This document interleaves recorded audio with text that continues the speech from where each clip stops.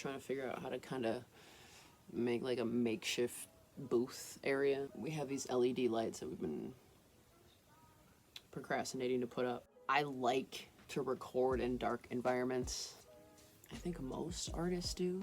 I don't know. There's something just more, you get to kind of be yourself more when there's not a bunch of light on you. Maybe I'll get into that at another time, but I'm gonna try to record the song. It's called Solo. Yeah, we'll see how far I get. Faded and spilling on the floor. Shit. What kind of woman do you take me for?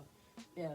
I get so buried in my thoughts. I open up when I'm lost. I'm slowly feeling the cost of what it's like to gamble for your freedom. All these half-steppers acting like I need them. I've been screaming into the void. My traumas won't let me feel it. You say that the balls are better. I promise I'm more resilient.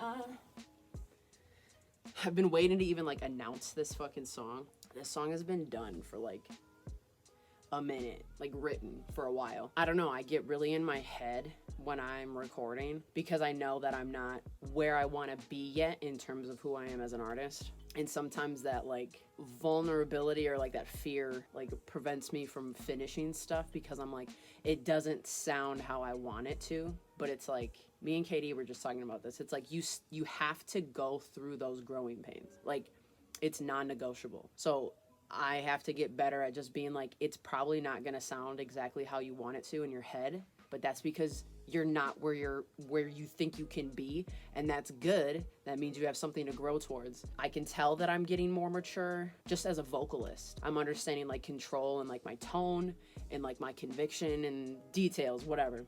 But I always get super stuck in my head with songs because they always sound better in my head. Obviously, when you record them, you have to actually like come to terms with, does it sound like this thing that was in my head or not?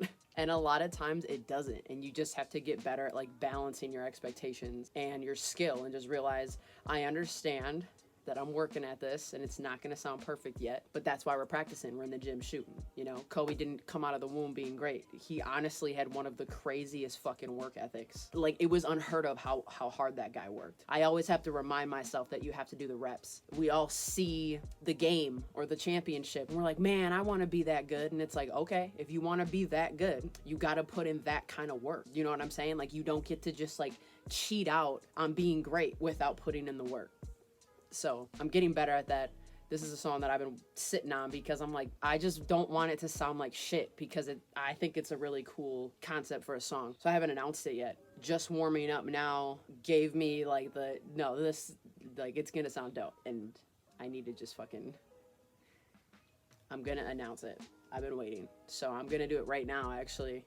Okay, I posted it on Instagram. You wanna know what the most annoying things on Twitter is? Is that it gives you these like stupid notifications about what other people are doing. Like, literally has nothing to do with you at all. And then you click on the see less often. And it's like, okay, we'll show you it less often to make your experience better. And then I go on it again and it happens anyway. And I'm just like, why did you give me the option to complain about it? And you're like not even doing anything about it. It's like I had literally over 20 notifications on Twitter and none of them actually was a mention, was a retweet. It had nothing to do with me. It was all, hey, did you know so-and-so tweeted this thing yesterday? I don't give a fuck. Once I get the verse down, the second verse is gonna be a fucking piece of cake because it's a normal just like rap verse. But this verse is just very important because I transition into a singing place that I'm just like, ooh, I gotta nail that shit. That shit has to be smooth as butter brown from V100 and shit.